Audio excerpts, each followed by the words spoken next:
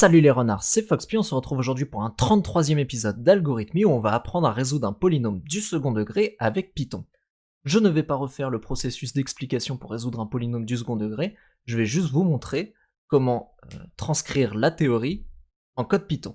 Alors tout d'abord, on va importer de la librairie math la méthode sqrt qui permet de calculer la racine carrée d'un nombre. Ensuite, que va-t-on faire? On va créer deux méthodes.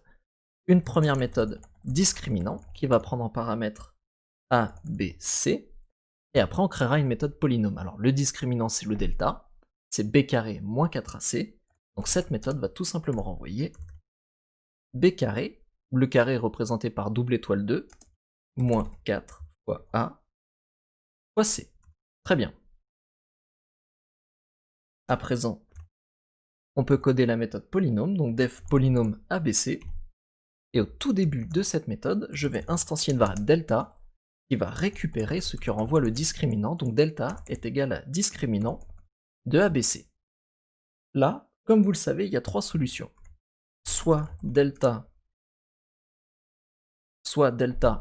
inférieur à 0, tac, soit delta est égal à 0, soit delta est supérieur à 0, donc c'est le else. On va commencer par delta est inférieur à 0, donc pour lui il n'y a pas de solution dans les nombres réels. Dans cette vidéo on ne va pas s'intéresser aux nombres imaginaires, par conséquent on va faire un return de none. Je vous expliquerai pourquoi après. Ensuite delta égale à 0, donc là il y a une solution, c'est x0 est égal à moins b sur 2a. Donc on va faire un return de moins b sur 2 fois a. Et on va renvoyer none. Ok, très bien. Alors delta supérieur à 0, on a deux solutions, x1 qui est égal à moins b moins racine de delta sur 2a, et on a x2 qui est égal à moins b plus racine de delta sur 2a.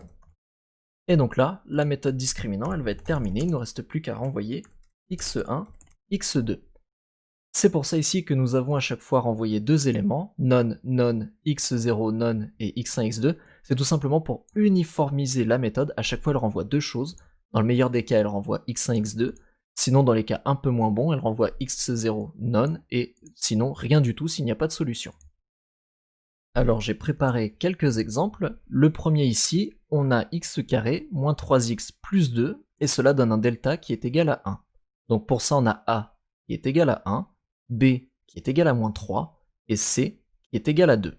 Alors, juste pour vous montrer, je peux rajouter le discriminant pour qu'on voit bien qui est égal à 1, donc on va faire un print de discriminant de ABC, et là, je vais juste enlever ces exemples-là, et vous allez voir, tac, donc on a un delta qui est égal à 1, c'est cette ligne-là, et on a x1, x2 qui sont égaux respectivement à 1 et 2. Ok. Je peux remettre mes autres exemples, ceux-ci, je vais les supprimer. On a donc 4x carré moins 4x plus 1. Donc ça nous donne un delta qui est égal à 0. Ensuite, je récupère x1, x2 avec polynôme de ABC. Alors, on va tester ça. Et là, on voit le delta il est égal à 0, c'est cette ligne-là.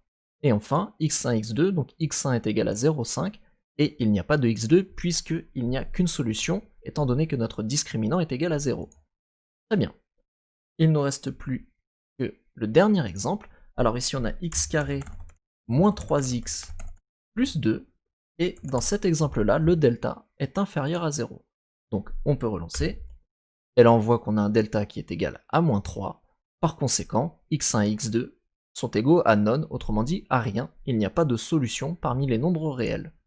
Donc voilà, ça c'était pour la résolution des polynômes du second degré avec Python.